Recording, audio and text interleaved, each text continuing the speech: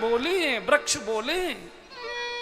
आखिर भगवान से लता वृक्ष बोले थे कि नहीं बोले थे? हे खग मृग हे मधुकर श्रेणी, तुम देखी सीता मृग नैनी। आखिर पक्षी बोले कि नहीं बोले? पशु बोले कि नहीं बोले? बिल्कुल जो कर रहे हो करते जाइए, बिल्कुल आंख बंद करके, किसी प्रकार के विश्वासों फलदायक यही मूर्ति, यही पूजा, यही टंटगंट, यही ढोंग ढपाड़ आपको भगवान के चरणों में ले जाकर बिठा देगा। बंधु बिल्कुल मत छोड़िए, करते जाइए, करते जाइए, करते जाइए। और जो बात इन बड़े बड़े महापुरुषों को नहीं समझ में आती, बड़े बड़े वेदज्ञ ज्ञानी बनते हैं, उस इतने बड़े सिद्धांत को हमारे गांव की छोटी छोटी बेटियां, बालिकाएं जानती है कि भगवान का कोई रूप नहीं होता, भगवान का कोई नाम नहीं होता। भगवान परम स्वतंत्र है, लेकिन दो बातों में भगवान परतंत्र है। एक तो भगवान अपना नाम नहीं रख सकता, और दूसरा भगवान अपना रूप नहीं बना सकता। जैसा रूप मूर्ति के रूप में भक्त ले आता है, भगवान उसी को स्वीकार कर लेता है। और जो भी अपने ठाकुर जी का नाम रख लेता है, भगवान उसी नाम को सुनकर उसके सामने प्रकट हो जाया करता है। और जिस बात को हमारे गांव की 6-6, 7-7 साल की बेटियां, बालिकाएं जानती हैं, ये बड़े बड़े शास्त्रार्थ महारथियों की बुद्धि मारी गई है क्या? हमारी बेटियां गाती हैं कि नहीं गाती हैं? कभी राम बन के, कभी श्याम बन के चले आना, प्रभु जी चले आना। कभी राम बन के, कभी श्याम बन के चले आना, प्रभु जी चले आना। कभी राम बन के, कभी श्याम बन के चले आना, प्रभु जी चले आना। प्रभु राम रूप में आना, प्रभु राम रूप में आना। सीता साथ लेके, धनुष हाथ लेके चले आना, प्रभु जी चले आना। सीता साथ लेके, धनुष हाथ लेके चले आना, प्रभु जी चले आना। कभी राम बन के, कभी श्याम बन के चले आना, प्रभु जी चले आना। प्रभु श्याम रूप में आया, प्रभु श्याम रूप में आना। राधा साथ लेके, मुरली हाथ लेके चले आना, प्रभु जी चले आना। राधा साथ लेके, मुरली हाथ लेके चले आना, कान पे टकरा है, चले आना। कभी राम बन के, कभी श्याम बन के चले आना, प्रभु जी चले आना। प्रभु शिव के रूप में आना, प्रभु शिव के रूप में आना। गौरा साथ लेके, डमरू हाथ लेके चले आना, प्रभु जी चले आना।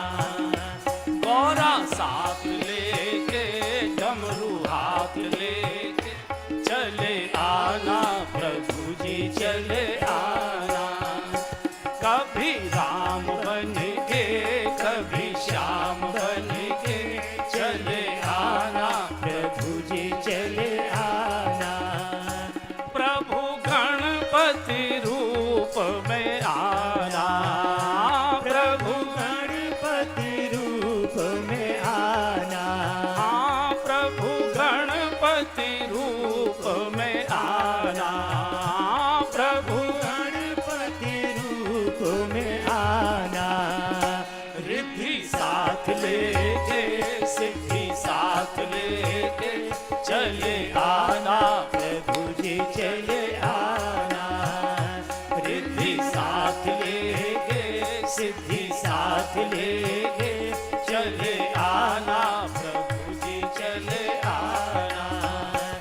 कभी राम बन के कभी श्याम बन के चले आना, प्रभु जी चले आना।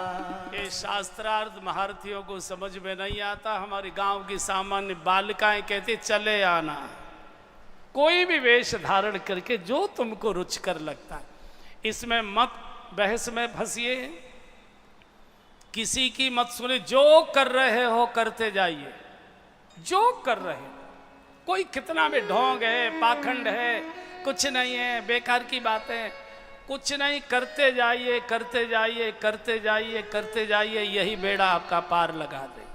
गोस्वामी जी लिखते हैं कि वैसे तो राम जन्म के हेतु अनेक कारणों से भगवान निराकार से निराकार हुए हैं, लेकिन जन्म एक दो कहाऊं बखानी, एक दो जन्मों की चर्चा गोस्वामी जी कहते कि मैं करूंगा।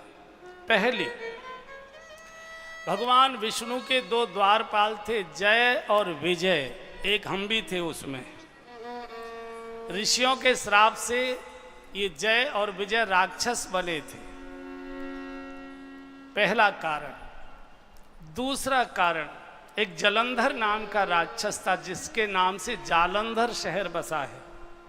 ये बड़ा बड़ा बलवान था और बहुत आताताई था, मरता नहीं था। क्यों? इसकी जो पत्नी थी सती वृंदा, वो बड़ी पतिव्रता थी और पतिव्रता के तेज के कारण से जलंधर मरता नहीं था। तो देवताओं ने सोचा कि जब तक सती वृंदा का पातिव्रत सुरक्षित रहेगा तब तक जलंधर सुरक्षित रहेगा, और जब तक जलंधर सुरक्षित रहेगा दुनिया की किसी भी स्त्री के पातिव्रत को सुरक्षित नहीं रहने देगा, सबको भंग करेगा। इसलिए एक स्त्री के पातिव्रत को भंग करने से सृष्टि की समस्त स्त्रियों के पातिव्रत अगर सुरक्षित रहते हैं तो एक स्त्री का पातिव्रत भंग करना ये धर्म है। अगर एक हाथ हमारा गल गया है और डॉक्टर कहता है हाथ काटना पड़ेगा, तो शरीर की रक्षा के नाम पर हम अपना हाथ कटवा लेते हैं। वो डॉक्टर का अधर्म नहीं है, वो चिकित्सा का धर्म है। क्योंकि भगवान जानते थे कि अगर जलंधर जीवित रहा तो सारी सृष्टि की स्त्रियों को हमेशा तंग करेगा। तो धोखे से भगवान ने जलंधर का वेश बना लिया, लेकिन स्त्री अपने पति के शरीर को पहचानती है और वो पतिव्रता भी है। उसको अनुभव आ गया ये मेरे पति नहीं हो सकते। शाप दे दिया, खबरदार कौन हो, तो भगवान को प्रकट होना पड़ा। तो उस वृंदा ने कहा प्रभु आप और ये मेरा शाप है। क्या आपकी बुद्धि जड़ हो गई थी? बुद्धि आपकी जड़ हो गई थी। मेरा शाप है कि तुम पत्थर बनोगे। तुम्हारी जैसे कोई हमारा बालक गलती कर देता है या माँ कह दिए तेरी बुद्धि पर पत्थर पड़ गए थे क्या उस समय, हम भी कह दे यार क्या बताऊं मेरी बुद्धि पर ऐसे पत्थर पड़े कुछ समझ में ही नहीं आया। तो तुम पत्थर बनोगे। और उसी शाप के कारण भगवान सालिग्राम बने और सती वृंदा तुलसी बनी। और सती वृंदा ने कहा जैसे आप मेरे शरीर पर आए ऐसे जीवन भर में आपके सिर पर चढ़ी रहूंगी। और उसी शाप के कारण से भगवान सालिग्राम बने और तुलसा जी सालिग्राम जी के सिर पर ही चढ़ाई जाती है। दूसरा कारण है। तीसरा कारण, आते आते शंकर जी थोड़े मुस्कराने लगे तो पार्वती जी ने कहा हंस क्यों रहे हो, कथा सुनाइए ना। बोले सुनाऊं कि ना सुनाऊं? अरे कमाल है, आज सारे घर के काम छोड़कर कथा सुनने बैठी हूं, सुनाइए। शंकर जी ने कहा मुझे भी बहुत आश्चर्य हो रहा है। पूछा आपको क्या आश्चर्य हो रहा है? तो पार्वती जी ने कहा मुझे सबसे बड़ा आश्चर्य ये हो रहा है। वो शंकर जी ने कहा पार्वती जी मुझे सबसे बड़ा आश्चर्य ये हो रहा है कि किसी की धर्म पत्नी अपने पति की बात उसके पास बैठकर शांति से सुन ले, इससे बड़ा और कोई बड़ा आश्चर्य हो ही नहीं सकता है। और देखो सभी ने ताली बजाई है इस बात पर, इसका अर्थ सभी पीड़ित हैं, सभी पीड़ित। ये तो देखा ना महाराज जी ठीक कह रहे थे कि नहीं कह रहे थे? अभी ये घर जाके ऐसा करें। बहुत मार्मिक प्रसंग है। नारद जी के शाप की कहानी हम सबसे जुड़ी हुई है बंधुओं, हमारे जीवन की घटनाओं से जुड़ी हुई है। बहुत मार्मिक प्रसंग है, प्यार से गाइए। नारद शाप दीन एक बारा, नारद शाप। सब गाइए। वैसे यहाँ ये रोग नहीं है, ये पूर्वी उत्तर प्रदेश में रोग बहुत है, चूंकि पुरुष लोग थोड़ा गा नहीं पाते, वो चूंकि गोबर मुंह में भरे रहते हैं।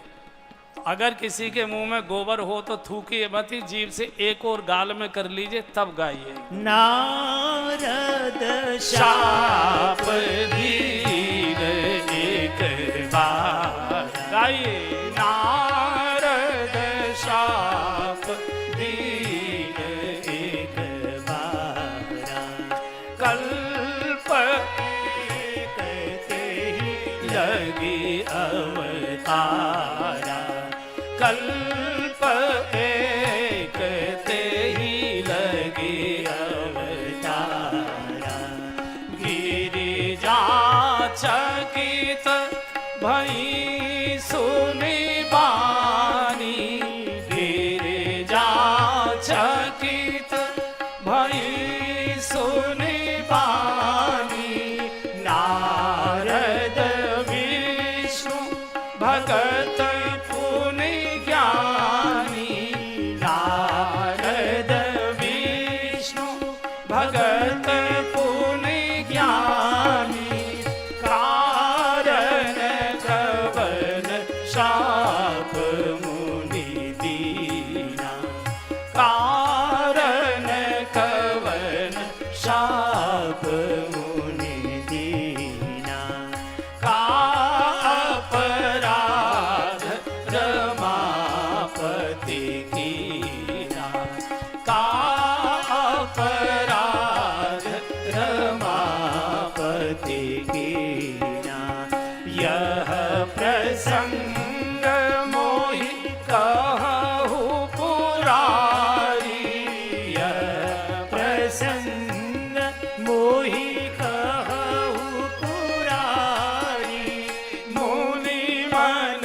मोह आचरज भारी, मुनि मन मोह आचरज भारी। एक बार नारद जी ने क्रोध में आकर भगवान विष्णु को शाप दिया। पार्वती जी एकदम खड़ी हो गई। क्या भांग के नशे में हर समय रहते हो? ऐसा कभी हो सकता है क्या? शंकर का देवी हो नहीं सकता, ऐसा हुआ है। भगवान नारायण को एक बार नारद जी ने शाप दिया, बोले ये हो नहीं सकता। क्यों? बोले नारद विष्णु भगत। एक तो नारद जी भगवान विष्णु के भक्त हैं और पुण्य ज्ञानी ही हैं। इतना बड़ा ज्ञानी और भक्त, ये भगवान को कैसे शाप देगा? वैसे मेरी समझ में नहीं आ रहा, लेकिन पूरी कथा विस्तार से सुनाई। नारद मोह की कथा बंधु और बहनों, हम सबके निजी जीवन से जुड़ी हुई कथा है, बहुत प्यार से सुनिए। नारद बिल्कुल हमारे पड़ोस की कथा है, कनखल की कथा है। दक्ष प्रजापति कनखल में निवास करते थे, दक्ष मंदिर है ना वहाँ। तो नारद जी को एक शाप था कि, शाप क्या था? एक बार दक्ष प्रजापति गंगा स्नान करने गए थे और नारद जी पहुंच गए। दक्ष के 10,000 लड़के थे। लड़कों ने बड़ी सेवा पूजा की।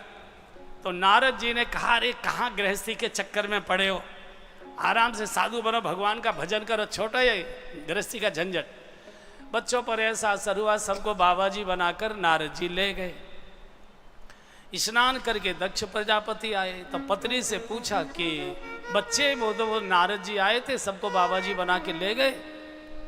दक्ष प्रजापति इतने क्रोधित तो हो गए, अरे एक बच्चे को जन्म देने के लिए कितने पापड़ बेलने पड़ते हैं, 10,000 लड़के मेरे बच्चे और बाबा जी बना के ले गए। नारद वहीं से हाथ में जल अभिमंत्रित करके फेंक दिया नारद जी की दिशा की ओर, जहां भी होगा। तू 2 घड़ी से ज्यादा, 2 घड़ी माने 48 मिनट से ज्यादा तू एक जगह रुक नहीं सकता। तू तो सारी सृष्टि को बाबा जी बना देगा, चौपट कर देगा। उसी शाप के कारण नारद जी के पैरों में चक्कर था। एक बार घूमते घूमते पुनः हरिद्वार आए, सप्त सरोवर, जहाँ सप्त ऋषि आश्रम आपने देखा होगा, भारत माता मंदिर के पास की ये घटना है। तो गंगा जी कल कल छल छल गंगा जी बह रही थी। एक सुंदर सी पहाड़ी की गुफा देखा कि बड़ी सुंदर गुफा है, गंगा जी बिल्कुल पास हैं।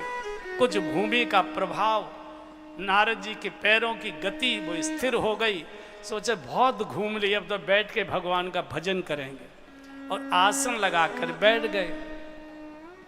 कामदेव ने देखा ये नारद तो कभी बैठकर भजन करता नहीं था, ये बैठकर भजन कर रहा है, ये क्या चाहता है? कि ऐसा तो नहीं है कि मेरे राज्य को हड़पना चाहता हो।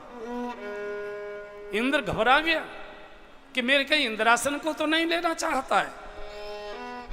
सत्ता में बैठे हुए लोग तपस्वियों से डरते बहुत हैं, वही इंद्र की हालत हो गई। इंद्र ने तुरंत कामदेव को बुलाया और कामदेव को कहा, कामदेव जाओ, जो कुछ करना पड़े, जो कुछ करना पड़े, जो खर्च आए, चिंता मत करना है, नारद की समाधि खुलवाओ।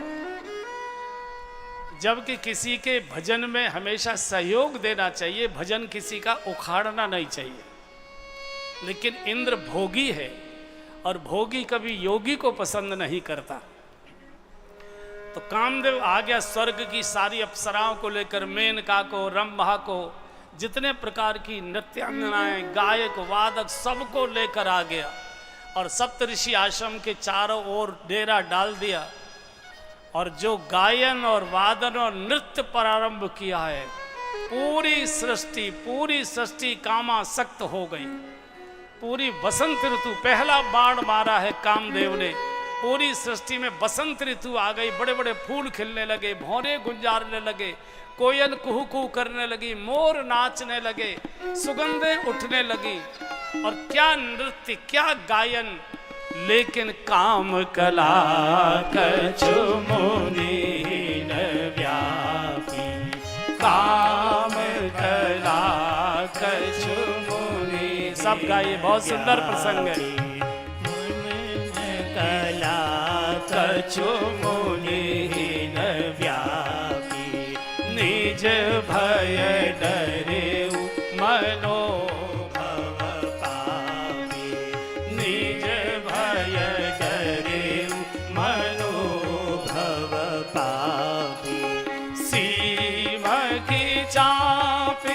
सकय को तासु, सीम की चापी सकय को तासु, बड़ रखवार रमापति जा। बहुत सुंदर प्रसंग है बंधु, प्यार से सुनिए। रखवार रमापति जा, हाजी काम कला कछु मुनि न व्यापी, काम कला कछु मुनि न व्यापी।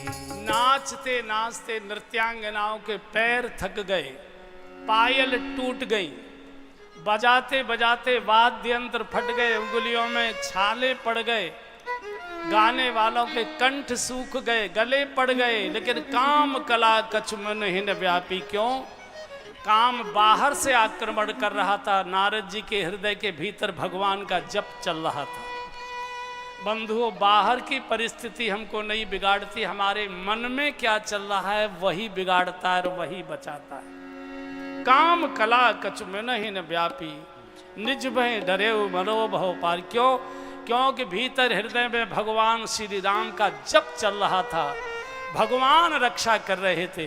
और गोस्वामी जी ने लिखा है, जानकी नाथ सहाय करे तब कौन बिगाड़, करे जग तेरो जानकी नाथ सहाय करे तब कौन बिगाड़, करे जग तेरो जानकी नाथ। सूरज मंगल सोम भृगु सुत, सूरज मंगल सोम भृगु सुत बुध और गुरुवर दायक तेरो, बुध और गुरुवर दायक तेरो। राहु केतु की कौन गम्यता, राहु केतु की कौन गम्यता।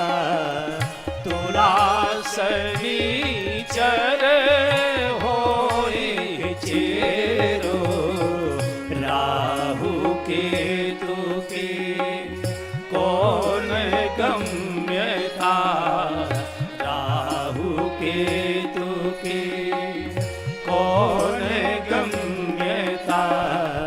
तुला शनीचर होए चेरो, जानकी नाथ, जानकी नाथ, जानकी नाथ।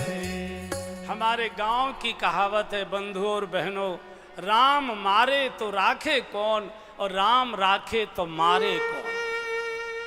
जो जग बैरी हो, पूरी दुनिया दुश्मन हो जाए, अगर भगवान पक्ष में है तो कोई कुछ बिगाड़ नहीं सकता।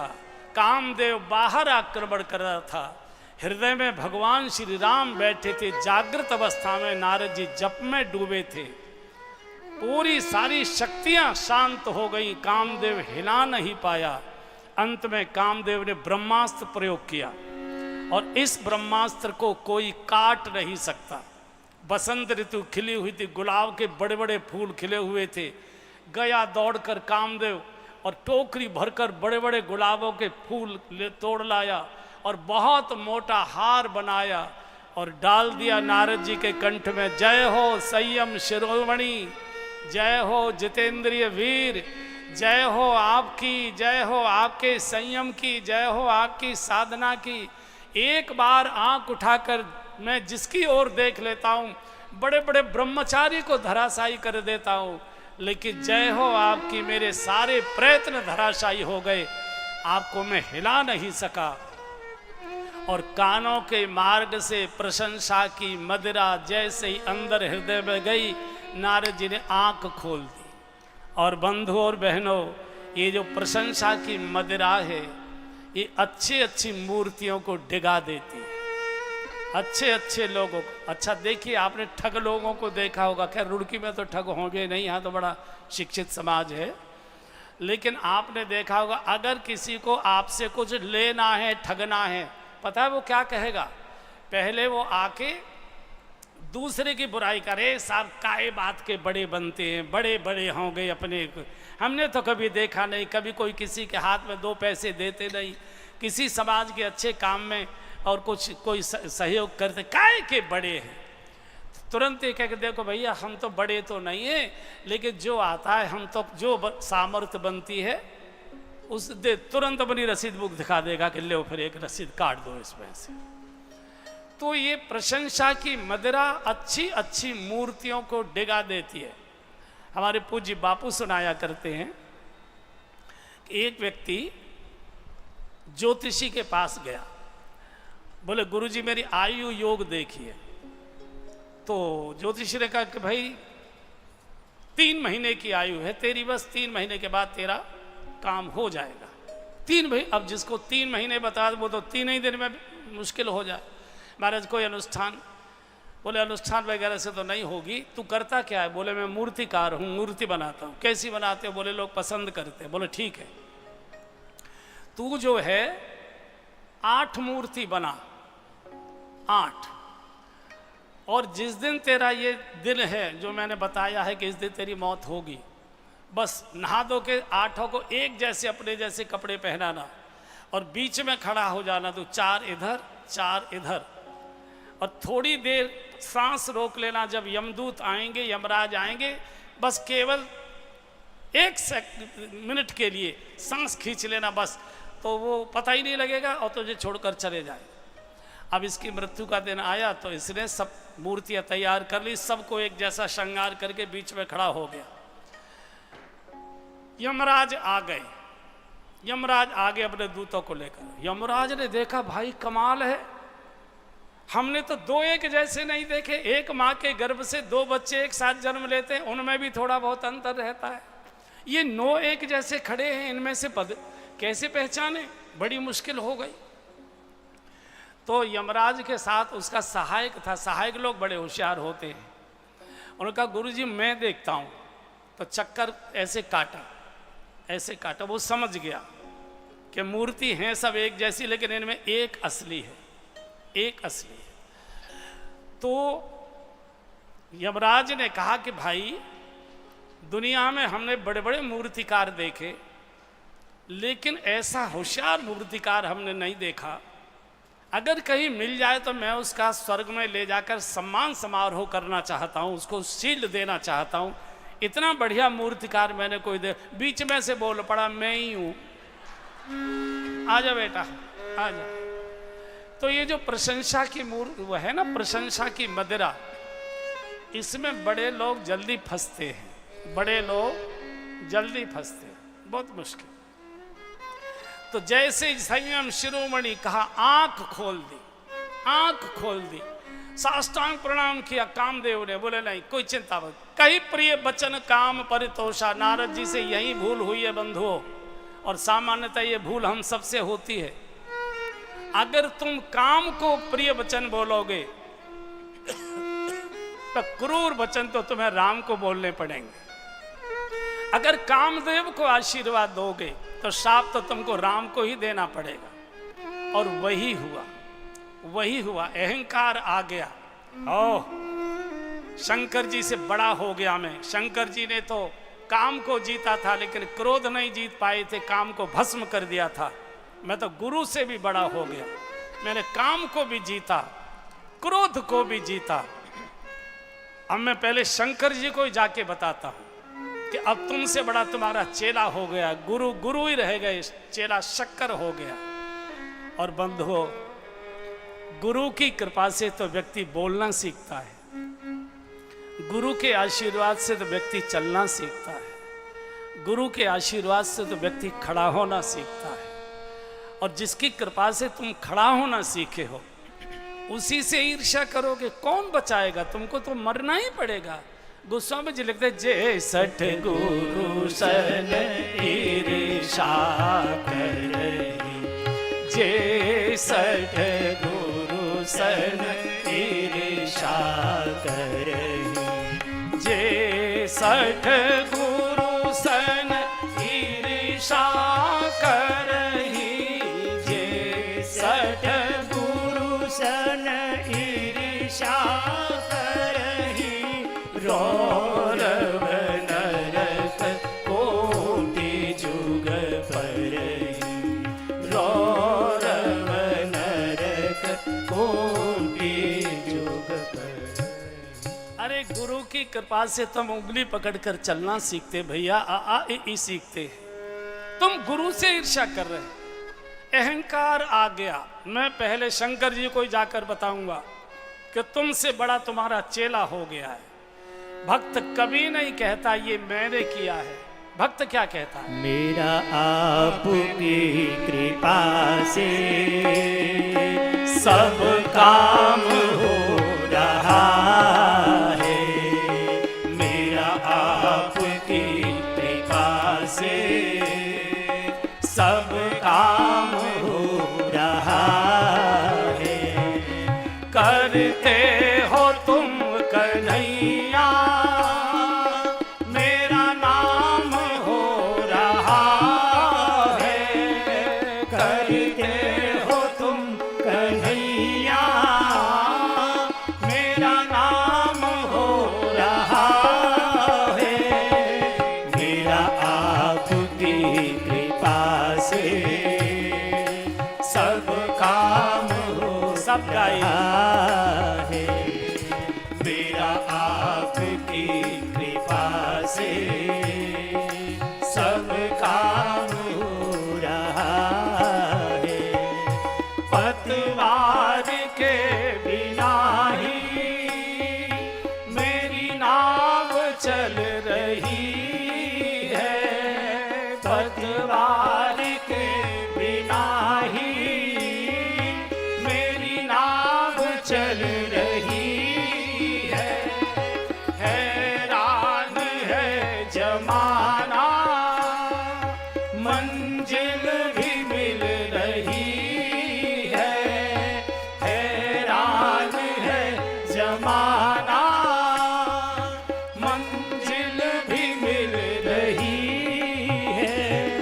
करता नहीं मैं कुछ भी, ये तमाम हो रहा है। करता नहीं मैं कुछ भी, ये तमाम हो रहा है। मेरा आपकी कृपा से सब काम हो रहा है। मेरा आपकी कृपा से सब काम हो रहा है। हरे रामा राम रामा हरे हरे। हरे रामा राम रामा हरे हरे। हरे कृष्णा कृष्णा कृष्णा हरे हरे। हरे कृष्णा कृष्णा कृष्णा हरे हरे। भक्त कभी नहीं कहता कि ये मैंने क्या, भगवान की जैसी इच्छा थी प्रभु ने कर दिया है। मेरा आपकी कृपा से सब काम हो रहा है। नारद जी में अहंकार आ गया, और अहंकार किससे? ईर्ष्या किसे? गुरु से। अरे गुरु की कृपा से तो मेरे यार तुम उठना बैठना सीखे हो, चलना फिरना सीखे हो। गुरु से ईर्ष्या, जिसने उंगली पकड़कर चलाया उसी से ईर्ष्या। चले सीधे कैलाश पहुंच गए। शंकर जी कैलाश में धूप सेक रहे थे। बहुत ठंडा प्रदेश है कैलाश प्रदेश, हम लोग गए हैं कैलाश, 2-3 बार कथा हुई है। तो जाते ही शंकर जी ने कोई इन्होंने प्रणाम वगैरह नहीं किया। क्यों? मैं क्यों प्रणाम करूं? मैं कोई छोटा मोटा आदमी हूं क्या? बैठ गए। तो शंकर जी ने बड़ी विनम्र भाषा में कहा, ऋषवर बहुत ही दिनन कीन मुनि दाया। बहुत दिनों के बाद आपने कृपा की। कहाँ रहे आप? अरे बोले ससुराल में पड़े रहते हो या कॉफी और पकौड़ियाँ खाते रहते, तुमको मालूम है दुनिया में क्या हो रहा है? शंकर जी का कुछ मालूम नहीं, चूंकि 3 साल से तो कोरोना ने तंग कर रखा था। आना जाना बंद हो चुका था, डाकिया भी डाक लेकर नहीं आता था, हमारा भी कहीं जाना नहीं हुआ, नीचे से कोई आया नहीं। क्यों, कोई खास बात हो गई क्या? बोले आपको यही मालूम नहीं है क्या खास बात हो गई? कामारी के चरणों में बैठे, गुरु के चरणों में बैठे हैं, और ध्यान कहाँ है? ध्यान अप्सराओं का है। बंधु और बहनों, हमारा शरीर कहाँ बैठा है ये महत्व की बात नहीं है। हमारा तन कहाँ बैठा है ये महत्व की बात नहीं है। हमारा मन कहाँ बैठा है ये महत्व की बात है। तन कई बार पूजा घर में बैठा होता है, मन हमारा कहीं और पार्क आदि में जाकर बैठ जाया करता है। निर्णय तन का होता है। तन की यात्रा चिता तक होती है। जो भी शुभ और अशुभ किया है शरीर ने, वो शरीर भोगता है, और मन के चिंतन से अगला जन्म, अगली योनि मिलती है। हमको ध्यान से सुन लीजिए। जो शरीर करता है वो हॉस्पिटल में सब कुछ भोग लेता है। वो जो भी है, ये कटा, ये कटा, ये हाथ कटा, ये पैर कटा, ये हुआ, इंजेक्शन चढ़े, नलियां पड़ी, ये हुआ। जो शरीर ने अपराध पाप किए वो शरीर भोगता है, और जो मन का चिंतन है वो अगला जन्म कराता है, भगवत प्राप्ति कराता है। नारद जी गुरु के चरणों में बैठे, शंकर जी के कामारी के चरणों में बैठे, और दिखाई दे रहा है इनको अप्सराओं का नृत्य, उनके ठुमके, उनका मटकन, उनके वाद्य, उनकी मुस्कान, उनके गायन, उनका बाकी सारी चीजें। शंकर जी की आंखों में आंसू आ गए। बहुत दिनों के बाद आई, बड़ी आपने कृपा की। जो कोरोना के कारण से आना जाना सब बंद था, अरे बोले यहाँ पड़े रहे तो तुमको मालूम है क्या हुआ है? क्या हुआ? बोले काम चरित नारद सब भाखे, काम चरित नारद सब भाखे।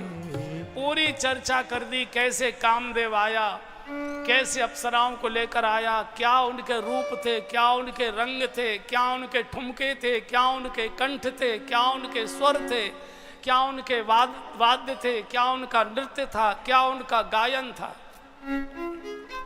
शंकर जी की आंखों में आंसू आ गए। अरे बाबा, ये काम कीचड़ में तो डूबने के लिए हम गृहस्थी काफी है, तुम काहे को इस काम कीचड़ में डूबना चाहते हो? तो नारद जी को लगा कि शायद मैंने इतनी सुंदर कथा सुनाई है, तो इनके भाव के आंसू आ गए। तो पूछा, जो मैंने कथा आपको सुनाई आपको कैसी लगी? अब मान लीजिए मैं ही आपसे कभी पूछूं कि आपको कथा अच्छी लगती है कि नहीं लगती, और आप कहें कि नहीं महाराज बहुत अच्छी लगती है, बहुत दिनों के बाद सुनिए, बहुत आनंद आया, तो मुझे अच्छा लगेगा आप थोड़ी देर और मेरे पास बैठे। और आप कहते महाराज इतना बोर किया कि 3 घंटे काटना मुश्किल हो गया, तो मैं तो उठ के ही चला जाऊंगा एकदम। शंकर जी ने यही कह दिया, ऋषवर एक प्रार्थना, बार बार बिनमऊ मुनि तोहि, बार बार बिनमऊ मुनि तोहि, जिमे यह कथा सुनायऊ मोहि, जिमे यह कथा सुनायऊ मोहि, तिमि जनि हरि सुनायहु कबहु, तिमि जनि हरि सुनायहु कबहु, चलेउ प्रसंग दोहरावहु तबहु, चलेउ प्रसंग दोहरावहु तबहु। शंकर जी ने हाथ जोड़कर कहा, हे ऋषवर, हे मुनिवर, बार बार बिनवाऊं मुनि तोई, मैं हाथ जोड़कर बार बार आपसे प्रार्थना कर रहा हूं, जो कथा आपने मुझे सुनाई है कृपा करके ये भगवान नारायण को मत सुना देना, और अगर नारायण भगवान अपनी ओर से प्रसंग चला भी दें तो भी उका देना। पक्का हो गया, कितनी ईर्ष्या भरी है मेरे प्रति कि इनको भगवान को मेरी महिमा का पता न लग जाए, अब मैं पहले भगवान के पास जाऊंगा। तो शंकर जी ने रोका कि रोको रोको, बोले नहीं मुझे आगे जाना। अंदर से पार्वती जी चिल्लाई, अरे नारद नारद चाय खोल गई, छान कर ला रहे। बोले मुझे चाय वाय नहीं पी। और यहां से सीधे गुरु को ठुकरा कर भगवान की ओर जाना चाहता। अरे भाई, भगवान का मार्ग तो गुरु की कृपा से ही मिला करता है, तुम गुरु को ठोकर मार कर जा रहे हो, भगवान की कृपा चाहोगे तुम, वहां से भी तुमको अपमान ही मिलेगा। और सीधे क्षीर सागर में जाकर पुकारने लगे, श्रीमन नारायण नारायण नारायण, श्रीमन नारायण नारायण नारायण, श्रीमन नारायण नारायण नारायण, श्रीमन नारायण नारायण नारायण, श्रीमन नारायण नारायण नारायण, श्रीमन नारायण नारायण नारायण, लक्ष्मी नारायण